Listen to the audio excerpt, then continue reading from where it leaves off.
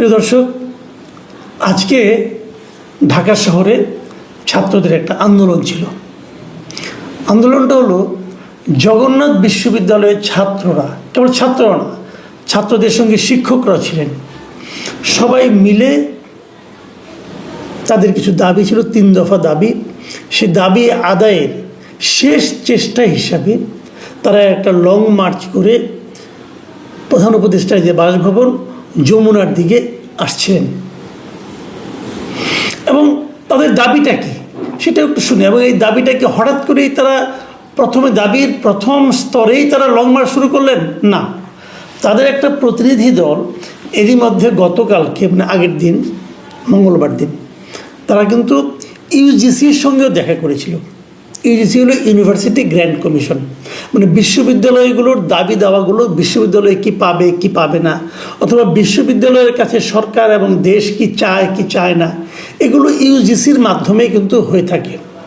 তাদের দাবি ছিল 3টা, সিম্পল 3টা দাবি। দাবি 3টা কী কী আমি দাবিগুলো আগে আপনাদের পড়ে শোনাই। 1 নম্বর হলো আবাসন ব্যবস্থা নিশ্চিত না হওয়া পর্যন্ত জগন্নাথ বিশ্ববিদ্যালয়ের 70% শিক্ষার্থীর জন্য আবাসন বৃত্তি 2025-2026 অর্থ বছর থেকে কার্যকর করতে হবে। 1 নম্বর দাবি। অর্থ হলো, আমি আপনাদের একটু বলি, জিনিসটা ডিটেল বলি।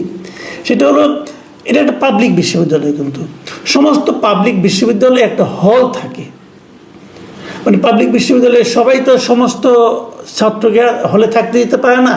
কিছু আবাসিক আছে, কিছু অনাবাসিক আছে। যেমন জাহাঙ্গীরনগর বিশ্ববিদ্যালয়, তবে কৃষি বিশ্ববিদ্যালয়, এগুলো কিন্তু সম্পূর্ণ আবাসিক। মানে এখানে যত ছাত্রছাত্রী ভর্তি হবে তারা সবাই বিশ্ববিদ্যালয়ের হলে থাকবেন। অথবা যদি উল্টো করে বলি, যে হলে যত ছাত্রছাত্রী থাকার ব্যবস্থা আছে তারা কেবল তত সংখ্যকই ছাত্রছাত্রী ভর্তি করবেন। এগুলো সম্পূর্ণ আবাসিক। আবার কিছু কিছু বিশ্ববিদ্যালয় আছে যেগুলো আবাসিক অনাবাসিক দুটো মিলেই, যেমন চট্টগ্রাম বিশ্ববিদ্যালয়, ঢাকা বিশ্ববিদ্যালয়, এখানে কিছু হল আছে, কিন্তু ছাত্র সংখ্যা তো বেশি হয়ে যায় যে হলে কোনো সংকুলান হয় না, যে কারণে তারা হলে সবাইকে থাকতে দিতে পারে না। কিন্তু হল তাদের আছে। ঢাকা বিশ্ববিদ্যালয়ে তো অনেকগুলো হল। তো এরকম জগন্নাথ বিশ্ববিদ্যালয় তারাও হল চেয়েছে। এখন তাদের কোনো হল নেই, তারা যদি হল চায় তাহলে এই হল চাওয়াটা তো অন্যায় না। এই স্টুডেন্টরা কোথায় থাকবে? থাকার একটা ব্যবস্থা লাগবে না?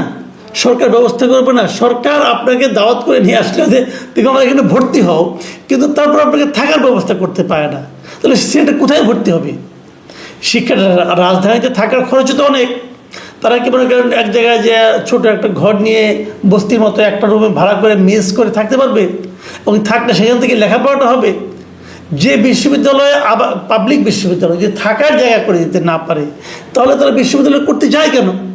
তো এই সমস্ত প্রসঙ্গে কিন্তু আছে।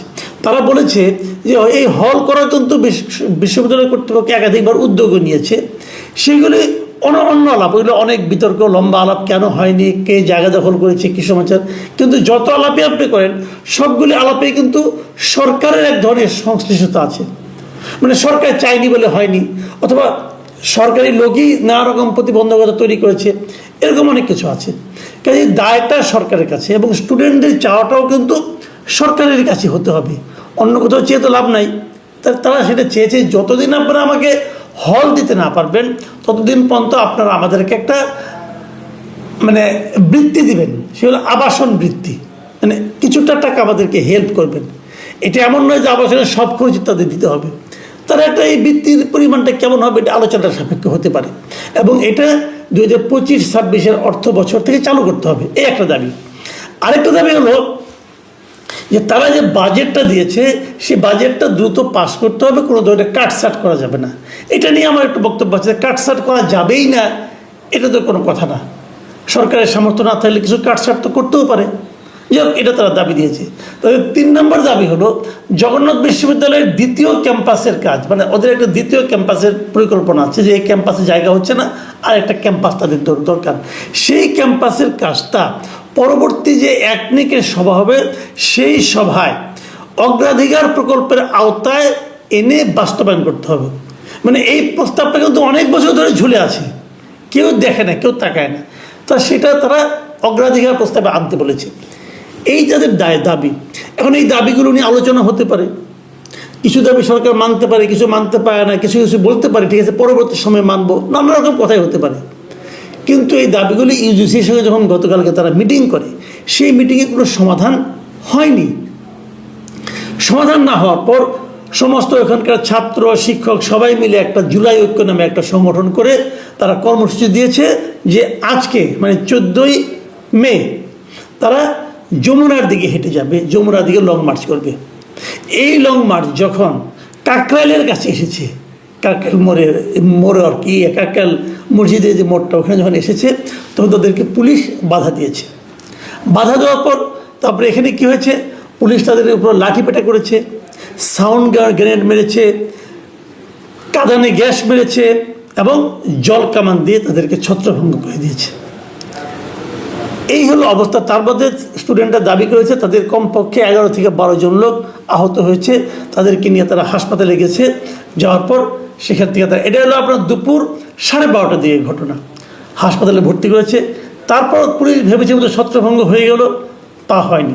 1টার দিকে তারা আবার সেখানে এসে জড়ো হয়েছে এবং এই সময় বৃষ্টি নেমেছে, ছাত্ররা বৃষ্টিতে ভিজেছে। এবং আমি যে পর্যন্ত জানি, আজকে আমি যখন এটা রেকর্ডিং করছি তখন পর্যন্ত আমি জানি ছাত্ররা সেখানে অবস্থান নিচ্ছে। এখন আমার প্রশ্নটা কিন্তু এই যে যেগুলি বললাম এগুলো নিয়ে এত কিছু আমি বলতে চাই না, কারণ এগুলো সরকার দেখবে কোনটা ঠিক কোনটা বেঠিক, তাদের দাবি। কিন্তু একটা কথা গেলে মাথায় রাখতে বলবো আমি, এমন একটা দাবি যে দাবির সঙ্গে কিন্তু আমরা ইদানিং সমস্ত বিশ্ববিদ্যালয়গুলিতে কিন্তু নানা ধরনের আন্দোলন দেখি। আন্দোলনগুলি কি অমুককে সরাতে হবে, অমুককে ঢোকাতে হবে, এরকম আন্দোলন। কিন্তু এটা কিন্তু তা নয়, এটা হলো একটা স্বতঃস্ফূর্ত এবং সকলের আন্দোলন। একটা পুরো বিশ্ববিদ্যালয়, তার শিক্ষক ছাত্র সবাই এর সঙ্গে একীভূত। আমি দেখলাম যে একটা ছবিতে প্রক্টরও সেখানে আছেন, বিশ্ববিদ্যালয়ের ভিসি বন্ধু আন্দোলনের সঙ্গে আছেন। সেই আন্দোলনের সঙ্গে এমনভাবে পুলিশ ব্যবহার করলো কেন? দেখুন, মাত্র 2 দিন আগের কথা বলি, এনসিপি, ইসলামী ছাত্র শিবির, খেলাফত মজলিস, এরকম নাকি আপনার এই যে কী বলে জাতীয় ইসলামী আন্দোলন, এদের একটা আন্দোলন ছিল আওয়ামী লীগকে নিষিদ্ধ করার জন্য। সে আন্দোলন আমরা সবাই বুঝতে পারছিলাম যে সে আন্দোলনটা সরকার মেনেও নেবে। তো সে আন্দোলনটা সরকার কিন্তু এই যমুনার সামনে হতে দিয়েছে। আজকে যেমন যমুনা পর্যন্ত যেতে দেওয়া হলো না কেন?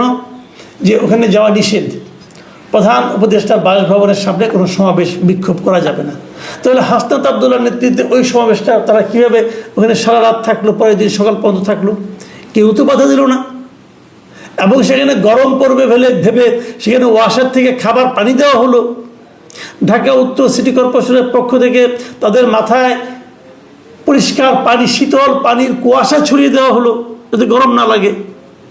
তো শীতল জলের কুয়াশা আর এদের ভাগ্যে জুটলো জল কামানের ধাক্কা। ব্যবধানটা কোথায়? বৈষম্যটা কেন? তাদের জন্য এক বিচার, এদের জন্য আরেক বিচার কেন? তারা শাহবাগ অবরোধ করলো, ওই ছাত্ররা, এই বৈষম্যবাদী ছাত্র আন্দোলন, হাসনাত আবদুল্লাহর নেতৃত্বে ওই দলগুলো,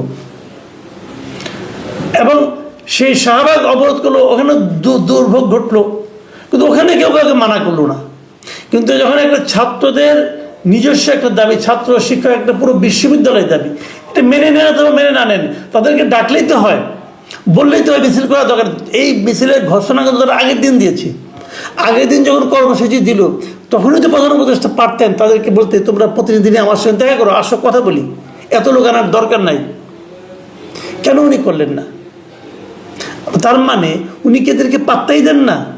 কেবল নিজের পক্ষে যেগুলো যায় সেগুলোকে পাত্তা দেন। এটা কেন? এদের দাবি কি দাবি না? এদের দাবি কি কোনো যৌক্তিকতা নাই? এই সবগুলি লোকই কি দেশদ্রোহী? কেন ভাই?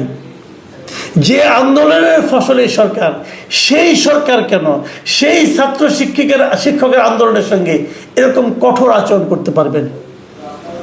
আবার যার নাকি মাত্র 2 দিন আগে একটা ভিন্ন আচরণ আমরা দেখলাম আরেকটা আন্দোলনের প্রতি।